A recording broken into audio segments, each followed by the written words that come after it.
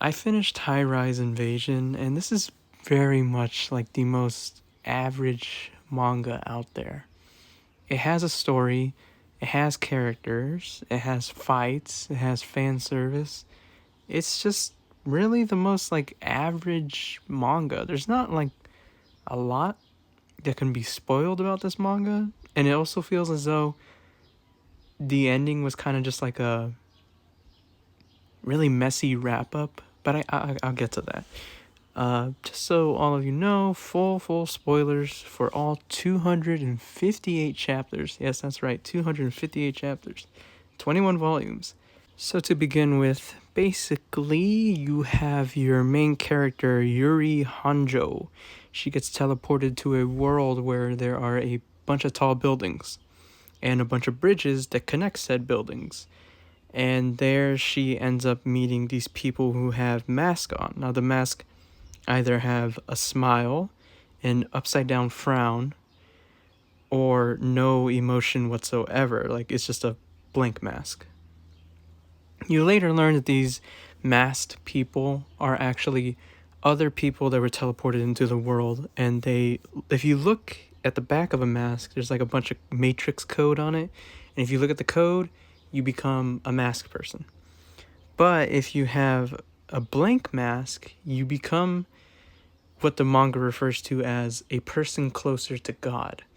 And the whole point of teleporting to this world is that someone has to become God. We get that like little information for a lot of chapters, and then towards the end of the story, we learn that apparently there is an opposite to God. I guess sort of like a demon, sort of not. That's what our main character Yuri ends up becoming. She ends up like defying the god of the world and like breaking the rules. There's like rules, and there's this administrator character who is like the ultimate villain, and he wants like a new body, so that's why he wants someone to become closer to God, is because he is the god of the world. But Yuri ends up becoming like basically Neo, where she fights against the administrator and she ends up winning, and it's like a really weird happy ending where it's like no one has to wear a mask anymore, and we all live in this new world together, and we'll figure out a way how to get out of here. Hey guys, stay tuned for the sequel. And yes, there is a sequel manga, but let's back up. I went way ahead because I kind of had to get that out there. But basically, you have Yuri. She meets this girl, Nisei, Nise, if I'm saying that right, Nisei. She basically becomes like a masked person, but the mask she put on was broken, so she has the powers of a masked person, but she's still has her like sanity, because the people who wear the mask have to obey the orders of people who become closer to God. Then you have this other character named Rika Honjo, who is Yuri's older brother, who's like this really cool guy. At first, he's like this really cool dude who has like the sledgehammer. He can somehow fight these masked beings like without any power-ups. He's just like super strong, and he eventually gets captured.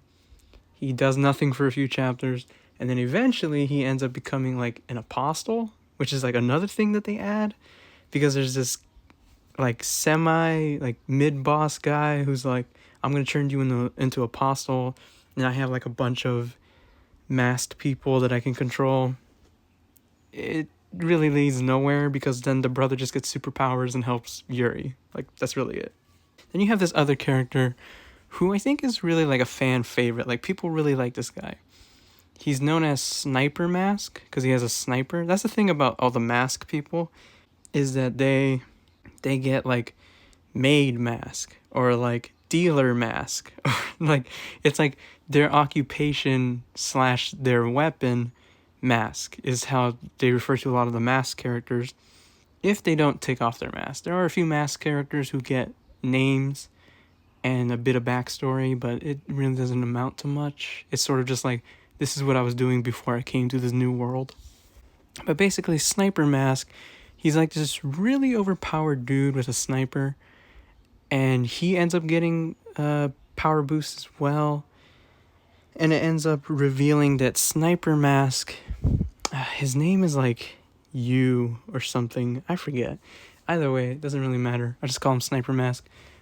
He turns out to be Rika Honjo's biological brother, and it's revealed that their dad split them apart in his will, so then that way they wouldn't be targeted by his enemies, because their dad was like some prosecutor or something, I forget. And so Rika Honjo isn't technically Yuri Honjo's brother by blood. It's more just like a, what would you count that? The step sibling? I don't really know. So therefore, it's not weird that Yuri likes her. You know how they do that in manga? It's not weird because we're not blood related. That's how it works. But Yuri's really weird because she really likes her brother, but she also kind of, much like her name implies, has some Yuri moments with her new friend Nisei, and it's kind of like, where is that leading? It doesn't lead anywhere though, because none of the characters end up getting in relationships. They all just kind of have like these blushing, like embarrassed moments, like, oh my god, Oni-chan kind of thing. And there's this other character that Sniper ends up bringing along called Kuno, Kuon. I don't know how to say it. Forgive me. But basically, she's like a Matrix ghost, where she has like a physical body, but then later on she ends up getting absorbed by Yuri, and like helps Yuri to become like the demon that she is, I guess. I don't know. See, the problem is that this manga, it likes to have its battles, right? It has its big, long, drawn-out battles where two characters fight for Lord knows how many chapters. And then it just dumps so much exposition. Like, I'm talking 2 or 3 pages just full of characters just standing and talking. And it's just so, like, the wrong way to provide information. It's so boring, and it's just like, why are you throwing so much text at me? Like, you gotta weave it in better, rather than, like, characters just having this information and explaining it to you. That's really a lot of what the exposition dumps are. It's a lot of just like, here's a new character. This character is going to explain in a multitude of paragraphs why you should care about them, what this world is, and how you become closer to God, who the masked people are, why people have powers, blah, blah, blah, blah, blah. And it's just kind of just like, it's a really messy way to introduce story. But the fighting is pretty okay in this series. I mean, like I said, this is very much just like an average series. It starts off as horror because it's like these weird masked people, and you know, they have these weapons, and people in this world, they end up jumping off the buildings because they're so scared by these masked people. And then it devolves into super power, Super Saiyan fighting, where everyone gets power boost out of nowhere and just decide that they can leap buildings and use weapons that somehow don't break when they mash them together. It's just kind of like, it devolves from what it started as. Like, it started as this sort of like mystery horror, oh my god, where are we don't know what's going on, there's these creepy people with masks, to this pure action series where the people in masks no longer pose a threat. The only way we can get a threat is if we introduce new characters who are stronger, so then that way the main characters have to get stronger. And it's just kind of like, it devolves into just a basic battle manga by the end of it. And then at the end, they wrap it up so quickly in like one chapter where it's like, oh, this is where this person went, this is where this person went, here's Yuri and friends all having fun, they're in this new world, and hey, someday they'll get out of here. It's kind of just like, what is that? The sequel, I read the first 30-ish chapters. There's only like, when I'm recording this, there's only 34 chapters, and I read 30 of the chapters, and I can say it's following the same trend.